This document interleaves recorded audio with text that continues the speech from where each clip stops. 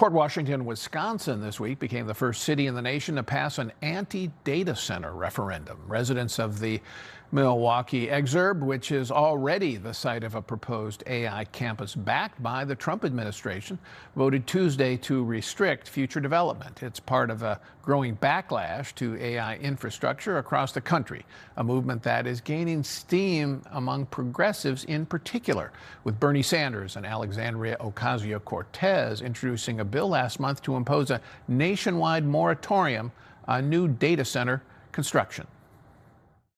Today, we are announcing legislation to impose a moratorium on the construction of new AI data centers until strong national safeguards are in place. That means the government reviews and approves AI products before they are released, that the economic gains of AI and robotics will benefit ordinary Americans. Further, that AI data centers do not increase electricity or utility prices, harm communities, or destroy the environment. We are back with Kim Strassel, Jason Riley, and Alicia Finley. So, Kim, what's behind this opposition to data centers? Well, a lot of it's politics, Paul, but some of it's also just classic progressive reactionary views to things. I mean, they make an argument on economics that these data centers are going to drive up the cost of your electricity.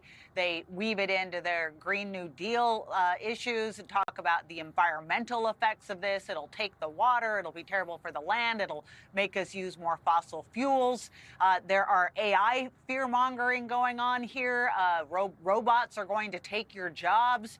But a big part of this, Paul, is just a populist pitch, the way so many progressive things are, saying, the guys that are all behind AI, they're billionaires, millionaires, and this is just a giant wealth transfer that's all going to be levied on the back of average Americans. And it's being done fundamentally, Paul, for, I think, electoral gain, but it's rapidly becoming a new litmus test within the progressive movement. Now, Alicia, you follow this issue closely. What is the actual evidence between AI data centers and electricity prices?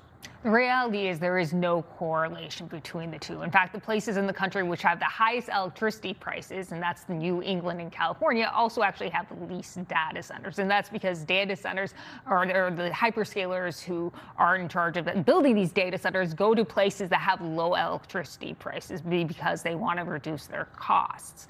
Now, there is a concern that the additional demand from these data centers, and they do require a lot of energy, for instance, just basically training one query uses about 1,000 times as much power as one Google search.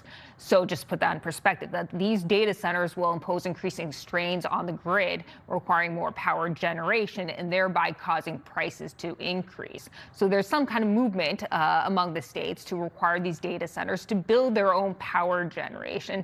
And a lot of the data centers and the hyperscalers are doing that anyways, because they're facing huge wait times to connect to the grid. So it's actually in their best interest to actually build their own natural gas generators. If this succeeded, this movement against data centers, Jason, what would be the consequences for the American competition with China on AI? Well, that's one of the problems here. AI technology is going forward no matter what, and we're going to have to compete as a country. At the same time, Paul, I do think that a lot of these AI poobahs have been a little arrogant in how they've talked about how this technology is going to transform the country. Bernie Sanders would probably be happy if the robots were simply unionized, and then he had no problem with them. And give them the vote, too. Right, and give them the vote, too. But this talk from Sam Altman and others about, how many, a third of white-collar jobs being wiped out, and how it's going to be so devastating to workers that the government's going to have to, put out a universal basic income to people whose work won't be worth it anymore. This really scares a lot of people, and I don't think they really appreciate the backlash that is coming to this. I remember that dock workers strike from a couple years ago, and we got to look at some of the union contracts involved there. Some of those contracts, Paul, didn't allow machines to be used to load and offload cargo. Right. This is the 21st century. What do you think these labor unions are going to do when AI comes coming after their jobs? And I really think that the sort of the billionaires behind this need to think hard about how they're going to sell this product to people going forward, because it's very easy to scaremonger, and that's what the left is doing now, and that's not going to stop. That's going to increase. Well, and Kim, a lot of these big Silicon Valley CEOs were all gung-ho for green energy. Solar and wind, which has proven to be inadequate in the extreme to produce the amount of power needed to fund AI data centers. Have they learned a lesson there? Well, yeah, and that's actually been a really good thing to see, Paul. They've had to wake up to the reality of this. But what I would hope is that this would mean that some of those corporate CEOs now start doing a better job explaining the realities, the economic importance of this. Because I think those who care about America's economic and innovative success on AI and other have a job ahead of them. We talked about that referendum in this one town. There are other places where that is coming. There is a backlash, and they need to do a better job of explaining the realities, like Alicia was saying, about electricity prices, other environmental issues. Put those concerns down and talk about the benefits of this. They need to do a better job of that, as do Republicans.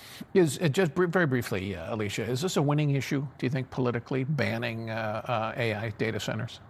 I think the problem is that there hasn't been enough explanation of the benefits of these data centers, especially for the localities, which has allowed the opponents to actually, I think, score some points on this. Okay. All right.